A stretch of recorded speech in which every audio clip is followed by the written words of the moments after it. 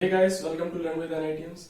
आज की हमारी इस वीडियो का टॉपिक होने वाला है the correct use of should have, would have and could have. Basically यहाँ पर हम इन तीनों ही वर्ड्स जो कि है should have, would have, could have, जिनको हम शॉर्ट में शुड हैव को शुड हैव, वुड हैव को वुड हैव और कुड हैव को कुड हैव भी बोल सकते हैं। के बारे में वन बाय वन बात करेंगे। सबसे पहले बेसिकली देखते हैं कि कुड, शुड और वुड क्या होते हैं, इनका यूज कहां पर आता है। बेसिकली इंग्लिश में एक टर्म होती है modal verbs. Can, could, may, might, must, shall, should, will, would, ये सारी की सारी ही मॉडल वर्ब्स हैं। अब आपके मन में एक क्वेश्चन उठ रहा है कि मॉडल वर्ब्स क्या होती हैं। बेसिकली ऐसी वर्ब्स जो कि किसी पर्टिकुलर एस्पेक्ट की तरफ इंडिकेशन देती हैं, जैसे कि किसी प्रोबेबिलिटी की तरफ, किसी भी एबिलिटी की तरफ, किसी एडवाइस की तरफ या फिर किसी पॉसिबिलिटी की तरफ। इस तरीके के वर्ब्स को मॉडल वर्ब्स कहते हैं। पर बेसिकली हम यहाँ पे मॉडल वर्ब्स नहीं पढ़ रहे हैं। बात हम आज करने वाले हैं शुड हैव, वुड हैव और कुड हैव के यूज की। आइए सबसे पहले शुरुआत करते हैं शुड हैव से। बेसिकली शुड हैव को हम इस तरीके से समझ सकते हैं कि शुड हैव का मीनिंग है कि ये चीज हमको कर देनी चाहिए थी। इसको एक एग्जांपल की मदद से समझते हैं।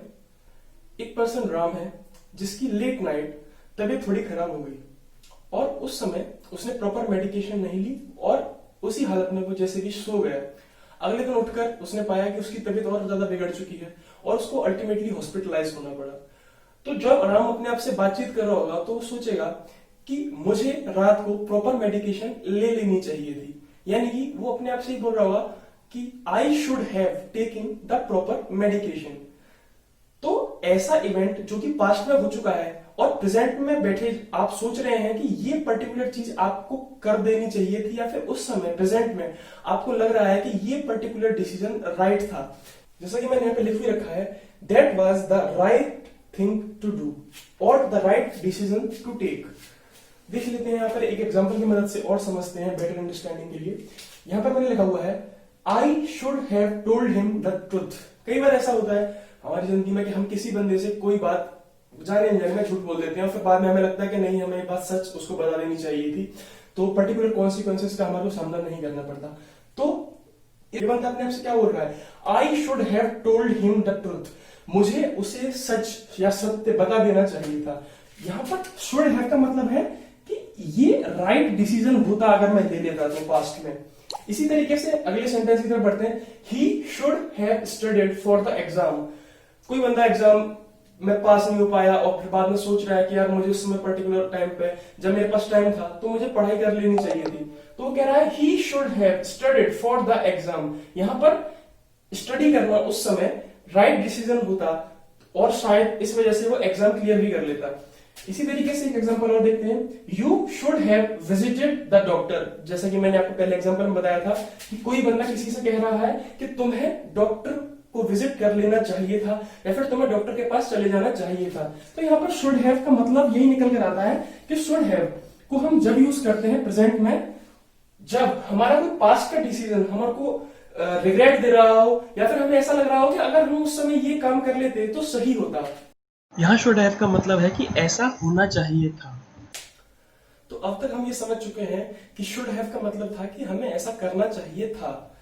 उसी तरीके से अगर बढ़े इसके नेगेटिव सेंस की तरफ, यानी कि शुड नॉट हैव, तो शुड नॉट हैव का मतलब होता है कि हमें ऐसा नहीं करना चाहिए था पर पास्ट में हमने ऐसा कर लिया।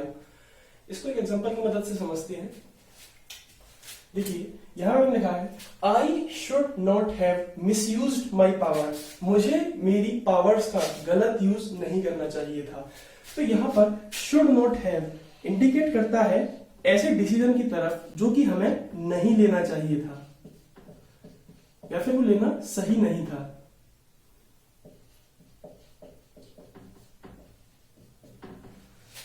इसी तरीके से अगले एग्जांपल की मदद से समझते हैं। I should not have eaten that much. मुझे इतना ज्यादा खाना नहीं चाहिए था।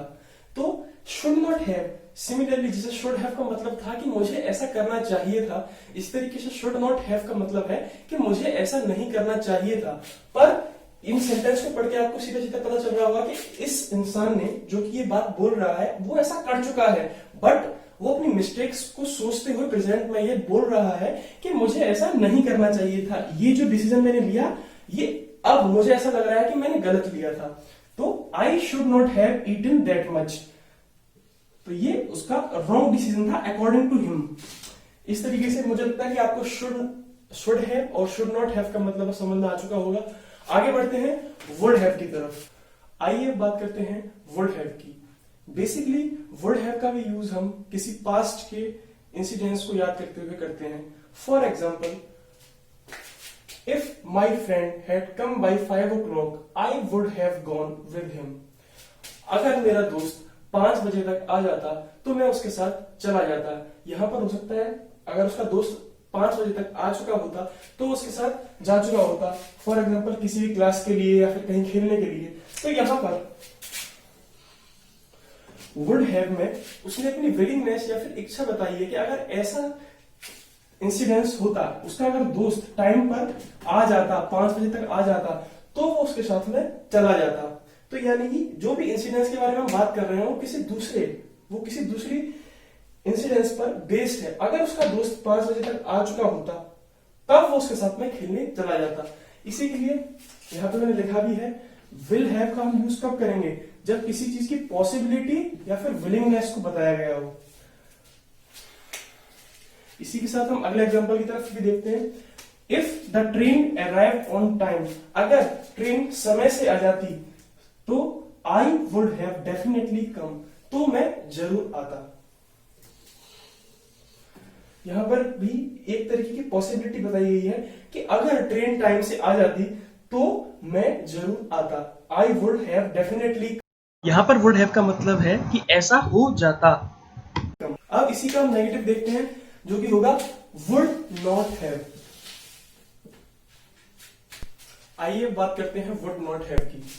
वुड नॉट हैव से मतलब है कि मैं ऐसा नहीं करता या फिर वह ऐसा नहीं करता। यहां पर भी किसी पॉसिबिलिटी के बारे में बताया जा रहा है बट नेगेटिव सेंस में, यानी कि अगर मुझे ऐसा पता होता तो मैं ये पर्टिकुलर एक्शन नहीं लेता। For example, if I hadn't met you I would not have recognised you. यहां पर वुड नॉट हैव का यूज कैसे आ रहा है, अगर मैं तुमसे मिला ना होता तो मैं तुम्हें पहचान नहीं पाता। तो यहां पर जो दूसरा सेंटेंस है यानी कि दूसरा जो स्टेटमेंट है ये वाला I would not have recognised you, ये पहले सेंटेंस पर रिलाई करता है, क्योंकि अगर मैं तुम्हें मिला ना होता तो मैं तुम्हें पहचान नहीं पाता। यानी कि वुड नॉट हैव यहां पर किस तरीके से यूज हो रहा है, मैं ये एक्शन नहीं लेता, एक्शन न लेना। जैसा कि हम वुड हैव में बात कर रहे थे कि मैं ऐसा करता, इसी तरीके से वुड नॉट हैव के अंदर हम बात करेंगे ऐसा नहीं करता। आइए बात करेंगे हमारे लास्ट टॉपिक यानी कि कुड हैव के बारे में। आइए बात करते हैं कुड हैव की। जब किसी पास्ट के इंसिडेंट को सोच के हम ये कहें कि मैं ऐसा कर सकता था या ऐसा कर सकती थी, तो वहां पर कुड हैव का यूज आता है।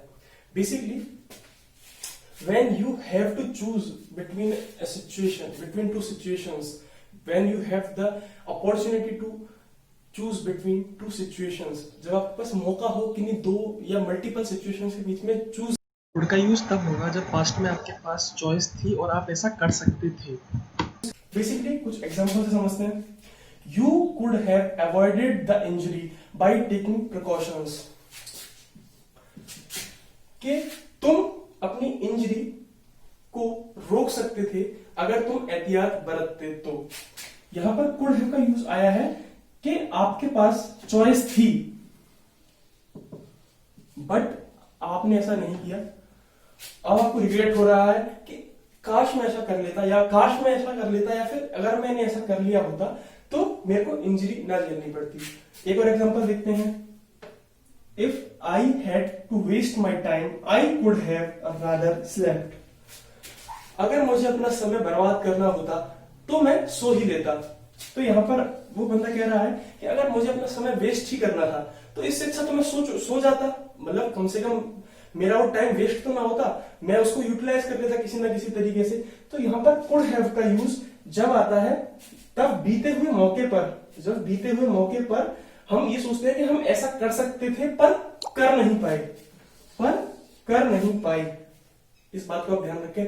वुड हैव और कुड हैव में यही डिफरेंस है मेन, क्योंकि शुड हैव तो एक बहुत ही डिफरेंट चीज होगी। शुड हैव का मतलब होगा कि ऐसा करना चाहिए था, वो करेक्ट डिसीजन होता।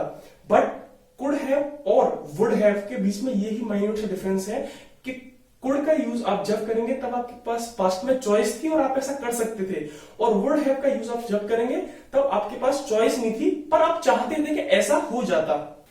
आइए अब बात कर लेते हैं कुडंट हैव की।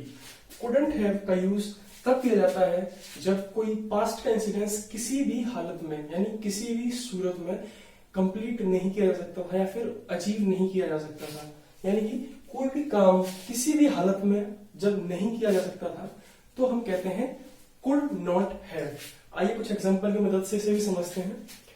You could not have passed the IELTS exam without my help. यानी कि मेरी मदद के बिना तुम आइल्स का एग्जाम क्लियर नहीं कर पाते। We couldn't have bought that house even if we saved a little more. अगर हम कुछ और पैसा भी बचा लेते तब भी हम वो घर नहीं खरीद पाते। यानी कि ये आउट ऑफ रीच है इस इंसान के लिए या फिर इन लोगों के लिए, ये हाउस खरीदना आउट ऑफ रीच है। यानी कि कुछ और पैसा भी अगर ये लोग बचा लेते तब भी इतना पैसा नहीं होता कि ये उस घर को खरीद पाते। तो जो हमने पढ़ा अब उसको एक बार समराइज कर लेते हैं। हमने सबसे पहले पढ़ा शुड हैव, ऐसा होना चाहिए था। शुड नॉट हैव, ऐसा नहीं होना चाहिए था। वुड हैव, ऐसा हो जाता। वुड नॉट हैव, ऐसा नहीं होता। कुड नॉट हैव, ऐसा हो सकता था। कुड नॉट हैव, ऐसा नहीं हो सकता था। तो इन तीनों का हमने यूज देख लिया, इन तीनों के नेगेटिव्स का हमने यूज देख लिया। अगर आपको वीडियो अच्छी लगी हो तो आप वीडियो को लाइक कर सकते हैं। आगे ऐसी ही वीडियोस के लिए चैनल को सब्सक्राइब करें और बेल आइकन को दबा दें। Thank you.